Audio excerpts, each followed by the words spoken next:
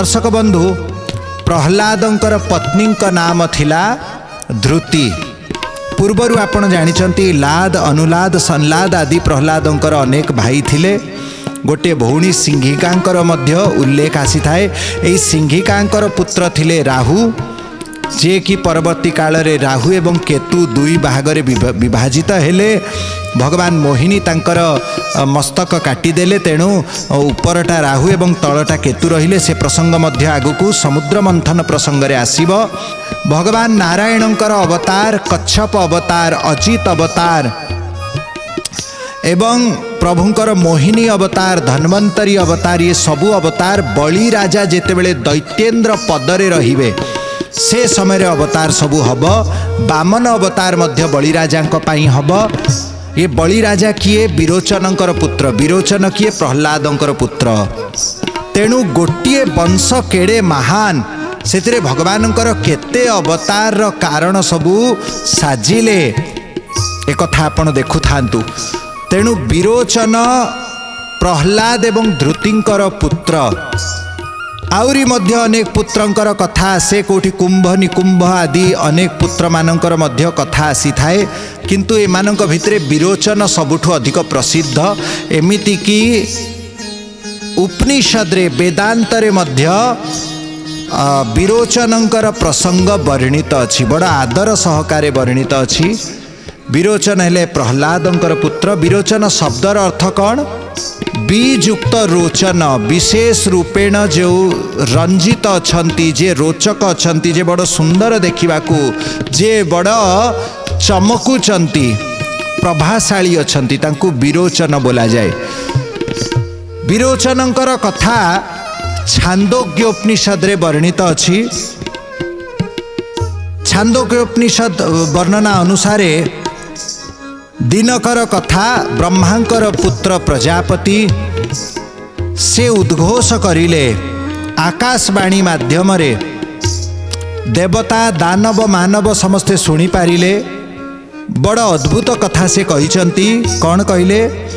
जे आत्मन पापरु रहित, वार्धक्यरु रहित, दुख रहित, भोक रहित, शोष रहित, मरण रहित, जन्म रहित, ये आत्मस्वरूप आत्मतत्व ही नित्य मुक्त सत्य स्वरूप। जे यही आत्मा को जानिगले से ही जीवन रे सफल हेले। समस्तंकर जन्मर एकमात्र उद्देश्य यही आत्मतत्व को जानिबा। जे ही आत्मतत्व को जानी निए से समस्त लोक उपरे विजय प्राप्ति करी निए। जे आत्मतत्व को जानी निए से आत्माराम ही जाए, से आत्मकाम ही जाए, से कृतकृत्य ही जाए, से समस्त प्राप्य प्राप्त ही जाए। देवता, असुर, नाग, किन्नर समस्ते कथा को सुनिकी बड़ा आश्चर्य पड़गले। एपटे देवता माने इंद्रंक पाखक आसिले एवं कहिले, आपण भल भावरे सुनिले हे देवराज। प्रजापति कौन कहिले? जे आत्मतत्व को जानी जाए समस्त लोक उपरे से विजय प्राप्ति करि नब, जगत जीता ही जीव, सबु किछि से पाई जीव, तार आउ किछि बाकी रहिब नाही। एई लोभरे देवता माने जाइचंती। इंद्र को मध्य निज हृदय कथा कहले। इंद्र हृदय रे भी सही लोभ आसिला। जे आत्मतत्व को जानी जीवा माने सबु किछि पाई जीवा, सबुठु आश्चर्य वस्तु आमे पाई जीवा। तेणु लोभ आशारे, लोभर शिकार है कि देवता माने इंद्र को प्रार्थना कले। इंद्र जाइचंती प्रजापति पाखरे। एपटे लाभ पाइबा आशारे जे सबु किछि रो मालिक हेई जीवा। आत्मतत्व को जे जानिबो ताकू भोक शोष भी आउ लागिबो नाही। आत्मतत्व को जे जानी जीव से सबु किछि रो अधिकारी हेई बसिबो, त्रिलोक विजेता हेई जीवो। एई लाभर आशारे एपटे समस्त दैत्य माने प्रहलाद पुत्र विरोचनंक पाखकू जाइचंती। विरोचन मध्य प्रजापति पाखकू गले। दुई जन गोटे बाट दे जाउचंती। दुई जनकर परस्पर उपरे नजर पड़िला। इंद्र देखिले विरोचन को, विरोचन देखिले इंद्र को। वास्तव में गोटे बापर ही संतान। ये दितिंकर पुत्र हेले दैत्य माने विरोचन आदि, अदितिंकर पुत्र हेले देवता आदित्य आदि। गोटे बापर संतान, माँ माने भी भौणी, निज भौणी, तापरे भी परस्पर भितरे एते प्रतिस्पर्धा अछि। दुई जन परस्पर को देखिकी भी सम्मान करिबा दूरे थाउ, अभिवादन भी कले नहीं। दुई जन जाइकी पहुँचिले प्रजापति पाखरे। प्रजापति को प्रणाम कले। प्रजापति देखिले जड़े लोभरे आसीची, जड़े लाभ आशारे आसीची, जड़े जगत जीतिबा पई आसीची, आउ जड़े संसार रे सबु किछि पाई जिबार लाभर आशारे आसीची। किंतु दुई जनक भितरे ईर्षा अछि। मुह बुलेई कि छिड़ा होइचंती दुई जन। परस्पर नजर पड़ीगला बेलू घृणा से झरी जाउची, आखिरु घृणा देखा जाउची। तेणु प्रजापति कहिले कौन पाई आसीच कुह। प्रजापति को ये माने कहिचंती जे आत्मतत्व आमे जानिबा पाई आसीचु। प्रजापति जानिचंती यांको मनरे तो द्वेष जाई नाही, लोभ जाई नाही, लालच जाई नाही, आत्मतत्व कौन जानिबे। तेणु कहले ठीक अच्छी, एमिति तो जानी पारिब नाही। 32 वर्ष पर्यंत मो पाखरे रहिब। देवता माने फेरीगले किंतु देवराज इंद्र रहिले, सियाड़े दैत्य माने फेरीगले किंतु दैत्यराज विरोचन रहिले। 32 वर्ष प्रजापतिंकर कथा मानिकी रहिले, किंतु तांकर एते वर्ष परे भी मनरे थिबा द्वेष सरिला नाही। 32 वर्ष परे प्रजापति कहले 32 वर्ष बीतीगलाणी, तुम्हें मो पाखरे रहिलणी, आत्मतत्व जानिल? बोले ना। बोले ठीक अच्छी, जाओ देख आखि भितरे जहाँ देखा होची ताहा ही आत्मतत्व। वास्तव में आखि भितरे थिबा ज्योति को देखिबा कथा कहिचंती प्रजापति। किंतु ए दुई जनकर तो दैहिक भाव जाई नहीं। तेणु आखि भितरे से कौन देखिबे? देहटा को देखिबे। जाइचंती प्रतिबिंब देखिले, पानी रे किंबा काचरे देखिले आखि डोला, डोला भितरे जो मुखाकृति से मुखाकृति पुणी देखा जाउची। निजर प्रतिबिंब देखिले दुई जन बुझीगले ये शरीर ही आत्मा। देवराज इंद्र कहले मु आत्मतत्व जानीगली, एपटे विरोचन भी कहले मु भी जानीगली। दुई जन फेरी आसिले। विरोचन निजर प्रजा मानू कहले शरीर ही आत्मा, ये शरीर को सजाओ, शरीर को खुआओ, शरीर को बढ़िया पिंधाओ, शरीर को आनंद रे रख, शरीर को भोग विलास रे रख। ऋणं कृत्वा घृतं पीवे जावत जीवेत सुखे जीवेत। एमिति तुम्हें आनंद रे रुह। सेटा दैत्य संस्कृति अद्यावधि चालुची। खाओ पियो मौज करो। विरोचन सेठी रहीगले। इंद्र किंतु गोटे दुई दिन चिंतन करिसंती निज घर पाखरे, मन लागिलानी। बोले कहले प्रजापति परा कहिथिले आत्मतत्व भोक शोष रहित, किंतु ये शरीर को तो भोक शोष लागे। आत्मतत्व जन्म मृत्यु रहित, किंतु ये शरीर को तो जन्म भी हुए मृत्यु भी हुए। इंद्र फेरी आसिले। प्रजापति पाखरे आसी कहले हे गुरुदेव, मो मनरे बड़ संदेह। आपण कहिथिले आत्मतत्व को भोक शोष लागे नहीं, किंतु शरीर को तो भोक शोष लागुची। आपण कहिथिले आत्मतत्व जन्म हुए नहीं कि मरे नहीं, किंतु ये शरीर तो जन्म हुए एवं मरे। जातस्य ही ध्रुवो मृत्यु, ध्रुवो जन्म मृतस्य च। जे जन्म हब से निश्चय मरिब, जे मरिब से निश्चय जन्म हब। तेणु ये शरीर तो जन्म मरण चक्र रे पड़िछि। आपण कहले आत्मतत्वर जन्म मरण नहीं, ताहले शरीर केमिति आत्मा हब? प्रजापति कथा सुनिकी टिके खुशी हेले। कहले ठीक अछि, ताहले तुमे आउ 32 वर्ष मो पाखरे रही जाओ। 32 वर्ष काल इंद्र पुणी संयम पूर्वक ध्यानावस्थारे प्रजापति पाखरे रहिले। अनुशासन करैचंती प्रजापति, संयम करैचंती। 32 वर्ष बीतिबा परे इंद्र को डाकिले प्रजापति। कहले आत्मतत्व जानिल? कहले ना, जानी पारि नाही। आउ टिके गहन कथा कहिले। प्रजापति कहले स्वप्न रे जहा अनुभव हुए ताहा आत्मतत्व। इंद्र खुशी हो गले, घर को फेरी आसिले। राति रे सोईचंती, चिंतन करुचंती, स्वप्न रे जहा अनुभव हुए ताहा आत्मा। वास्तव रे आत्मा कोउटा? ई शरीर तो आत्मा नुहे। ताहेले स्वप्न रे जहा को आमे देखुछु। दर्शक बंधु आपण मने पकांतु, जेतेबेले सोई थांती स्वप्न रे आपण बेले बेले देखिबे बढ़िया वस्तु खाउचंती, चालुचंती, बुलुचंती। बेले बेले देखिबे छात उपरु पड़ी गले को बड़ उच्च पर्वत चढ़ुचंती, को नई रे बुडुचंती। इंद्र बुझिले से स्वप्न रे देखा जाउथिबा जो व्यक्ति विशेष से ही आत्मा। पळे आसिले। इंद्रंक मनरे किंतु पुनर्बार संदेह आसिला। कहले स्वप्न रे तो सुख दुख हुए। आपण देखिबे स्वप्न रे घरटा तैयारी हो गला, खुशी लागे। स्वप्न रे देखिबे कि आपण को गाली दउची, दुख लागिवो। किंतु प्रजापति पूर्वरु कही रखिथिले आत्मतत्व सुख दुख रहित। किंतु स्वप्न रे तो सुख दुखर अनुभव हुए, भोग विलासर भी अनुभव हुए। ताहेले आत्मतत्व ये स्वप्न रे देखा जाउथिबा जो सूक्ष्म आकृति ताहा आत्मा नुहे। इंद्रंक मन आउ लागिला नाही। इंद्र पुणी थर फेरी आसिले। आसिकी प्रजापति को निष्कपट भावरे निजर हृदयर सबु कथा कहिचंती। हे गुरुदेव, आपण मते कहिले जे आत्मतत्व स्वप्न रे अनुभव हुए। स्वप्न रे जो आकृति देखुचु ताहा तो आमरी शरीर को नेकी आकृति।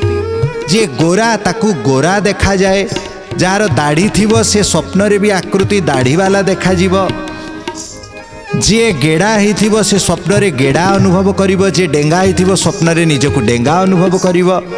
ए शरीर को आधार करिकी से सूक्ष्म शरीर स्वप्न भितरे देखा हुए। हे गुरुदेव, आपण कहिथिले आत्मन से सुख दुख रहित, अथच स्वप्न रे तो सुख भी हुए दुख भी हुए। स्वप्न रे भोग विलास भी हो जाए, बीर्जपात भी हो जाए। तामाने स्वप्न भितरे जो शरीर आमे देखुचु ये शरीर सह ता संपृक्त। ताहेले आत्मा कौन ये शरीर सह संपृक्त? प्रजापति कहले ना। आत्मा केमिति? जेमिति गोटे गाड़ी रे जड़े गाड़ी चालक चढ़े, गाड़ी चलाए, गाड़ी सांगरे से गाड़ी चालक भी चलवा परी अनुभव हुए, किंतु चालुची गाड़ी, चालक बसीची। ठीक सेमिति ये आत्मा शरीर माध्यम रे प्रकाशित हुए, किंतु शरीर मरीगले आत्मा मरे नहीं। शरीर जन्म हेले भी आत्मा जन्म हुए नहीं। छांदोग्य उपनिषद रे जहाँ आत्मतत्वर वर्णना अच्छी ताहा आमे श्रवण करुथिलु।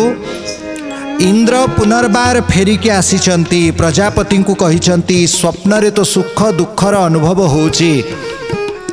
ताहेले आत्मतत्व आपण वर्णना करिले जे सेथिरे सुख दुख न थाए, कौनसी भोग विलास न थाए। आत्मतत्व नित्य शांत, नित्य मुक्त। ताहेले आत्मतत्व कौन मते पुनर्बार टिके बुझेई दियंतु। एठी प्रजापति पुणी थर तांकु 32 वर्ष रखिचंती। दर्शक बंधु एठी देखंतु, इंद्र को प्रथमे रखिथिले 32 वर्ष, तापरे रखिले 32 वर्ष, एथर तृतीय बार 32 वर्ष रखिलेनी। ता माने 96 वर्ष रखी सारिचंती।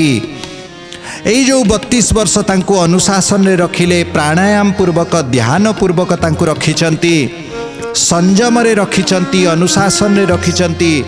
जेमिति गोटे गुरुकुल रे पिला रही थाए सेमिति तांकु अनुशासन रे रखिचंती, निज आज्ञाधीन करी रखिचंती। 32 वर्ष परे इंद्र को पचारिले, एबे तुमे आत्मतत्व जानी पारिलो? इंद्र कहले ना। ताहेले प्रजापति तांकु कृपा करिकी आउ टिके गहरा रहस्य बतेइले। कौन कहिले जे हे इंद्र, गहन निदरे, गाढ़ निद अवस्थारे जो अनुभूतिटा हुए, जे साक्षी रूप रे रही थाए से ही आत्मा। इंद्र को प्रजापति गोटे गोटे गोटे गोटे स्तर को लेकिन जाउछंती। आपणक मन में प्रश्न आसीबो जे एका बेलू सबू प्रवचन माध्यम रे कहीं कहीदेले नहीं, आत्मतत्व प्रवचन रे केबे अनुभव करी हब नाही। विचार करी करी कि शेष रे विचार रु जेते बेले अविचार स्थिति को जीव से समय आत्मतत्वर अनुभूति आसीब। आत्मतत्व किए कही काहि कि काहा को बुझे पारिबे नाही। हुए तो मनीष मुखस्थ करी नब आत्मतत्वर परिभाषा, किंतु ताकू जीवन रे आचरण करि पारिबो नाही। सेति पई गुरु बुझौ नाहंती, इंगित करूचंती। 32 वर्ष साधना, पुणी 32 वर्ष साधना, पुणी 32 वर्ष, 96 वर्षर साधना पूर्ण हैला। कहले गाढ़ निदरे जहाँ को अनुभव करती ताहा आत्मा। इंद्र बड़ प्रसन्न हो गले, जाउचंती घर को। बाटरे ही तांको चिंतन आसीगला। आपण देखंतु प्रथमे किछि दिन परे आसीथिला, तापरे 2 दिन परे, तापरे गोटे दिन परे, तापरे एबे बाटरे ही अनुभव हो गला। काहे कि साधना करी करी इंद्रिय गुड़ा सूक्ष्म हो गले, विचार शक्ति बढ़ी गला। तेणु बाटरे ही तांको अनुभव हैला। कहले गाढ़ निदरे तो अस्तित्वहीनता ही थाए, निद परे जणे अनुभव करे जे गाढ़ निदरे सोई थिली बोलिकी। किंतु गाढ़ निद थिबा समय रे किए साकी अस्तित्वहीनता ही से समय रे थाए। किंतु प्रजापति कहिथिले समस्त अस्तित्वर मूल ही से आत्मा। तेणु अस्तित्वहीनतारु अस्तित्व केमिति आसीबो? जदि मैटर थिबो ताहेले तो गोटे पदार्थ तैयारी हबो, जदि मैटर ही नथिबो ताहेले पदार्थ वस्तु केमिति तैयारी हबो? अट्टा थिले सिना रुटी हबो, अट्टा नथिबो रुटी कोठु आसीबो? पंचतत्व थिले सिना ये सृष्टि हबो। ए पंचतत्वर मूल अस्तित्व, अस्तित्वर मूल अस्तित्वहीन केमिति हेई पारिबो? तेणु अस्तित्वहीनतारु ये समस्त वस्तुर मूल सृष्टि आरंभ हेई पारिबो नाही। एक कथा मन रे विचार करिकि इंद्र चतुर्थ थरे फेरिक आसीचंती। प्रजापति आउरी अधिक प्रसन्न हेले। एथरे प्रजापति तांकु 5 वर्ष पई केवल ध्यान बतैचंती। दर्शक बंधु से 96 आउ ये 5 मिसिकी केते हला 101 वर्ष। देवतांक राजा इंद्र को आत्मतत्व जानिबारे 101 वर्ष लागिगला। 5 वर्ष जेतेबेले बीतीगला, इंद्र प्रजापति निकट को आसीचंती। प्रजापति कहले आत्मतत्व जानी पारिल? इंद्र मौन हो जाइचंती, तांक शरीर रोमांचित हो जाइछि। प्रजापति सेठू कहले ये मन आत्मा नुहे, ये बुद्धि आत्मा नुहे, ये शरीर भी आत्मा नुहे, ये इंद्रिय सबु आत्मा नुहे, ये अनुभूति आत्मा नुहे, ये सबुठू पर हैला आत्मतत्व। ये शरीर रे आबद्ध हुए नाही। तेणु सुख दुखरू परतत्व हैला ये आत्मा। ये आत्मा को केबे केही देखि पारिबे नाही। शरीरर उपयोग आत्मा करी थाए, मनर उपयोग करिके निजको अभिव्यक्त करी थाए। ये आत्मा देव पूज्य अछि।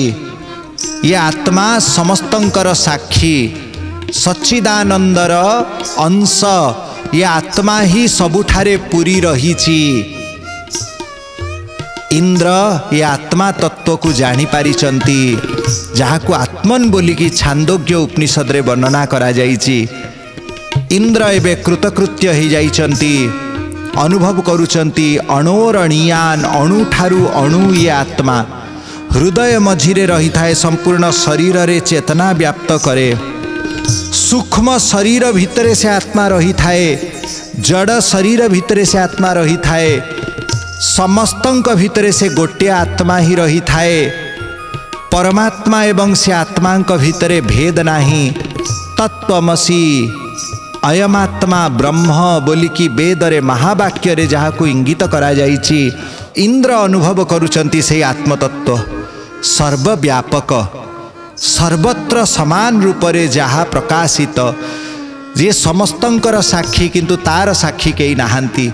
गाढ़ निदरे शोईजिबा परे जेउ तत्व अनुभव करे जे मु गाढ़ निदरे थिली, से हला आत्मा।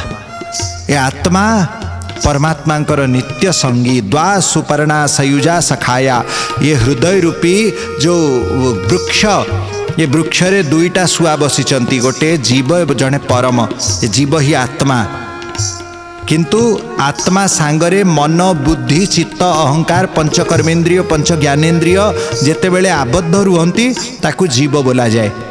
ये सबुरु मुक्त हो गले से जीव ही परम हो जाए। इंद्र अनुभव करने ले एवं परमानंदरे से नृत्य करने को लगिले। ये द्वैतर पर्दा जेतेबेले हटेई की देखिछि अनुभव होइछि जे वास्तव रे दुईटा केई नुहंती, एक अयमात्मा ब्रह्म एक द्वितीय परब्रह्म ही सर्वत्र समान रूप रे अछंती। तेणु इंद्र कहउछंती ये पर्दा जो दो का हटा करके देखा, ये पर्दा जो दो का हटा कर जो देखा, बस एक मैं हूँ दूसरा कोई नहीं, बस एक मैं हूँ दूसरा कोई नहीं, मुझे मेरी मस्ती कहाँ लेके आई, मुझे मेरी मस्ती कहाँ लेके आई, जहाँ मेरे अपने सिवा कुछ नहीं, जहाँ मेरे अपने सिवा कुछ नहीं, मुझे मेरी मस्ती कहाँ लेके आई, मुझे मेरी मस्ती कहाँ लेके आई, चिदानंद रूपम शिवोहम शिवोहम, चिदानंद रूपम शिवोहम शिवोहम, चिदानंद रूपम शिवोहम शिवोहम, चिदानंद रूपम शिवोहम शिवोहम, चिदानंद रूपम शिवोहम शिवोहम, चिदानंद रूपम शिवोहम शिवोहम। गुरु सच्चिदानंद भगवान की जय। तेणु इंद्र कहउचंती चिदानंद रूपम शिवोहम शिवोहम। छांदोग्य उपनिषदर वर्णना अनुसारे इंद्र से ही आत्मतत्व को अनुभव करि पारिले। दर्शक बंधु एबे आपणक मनरे गोटे प्रश्न आसुथिबो, इंद्र तो केते थर बड़ बड़ भूल करिसंती, आत्मतत्व को जानिबा परे इंद्र केमिति भूल कले? पुणी विरोचन जे कि फेरी जाइथिले तांकु कौन पुणी ब्रह्मज्ञान प्राप्ति हैला? देखंतु इंद्र गोटे पद, इंद्र गोटे व्यक्ति विशेष नुहंती, गोटे पद। सबु इंद्र जे ब्रह्मज्ञान पाइबे ताहा ठीक नुहे। किछि किछि इंद्र ब्रह्मज्ञान पाई थांती एवं तांकर सद्गति होई थाए। आउ अनेक इंद्र जो माने ब्रह्मज्ञान प्राप्त न करंती से तांको जीवन में बड़ बड़ भूल भी करंती।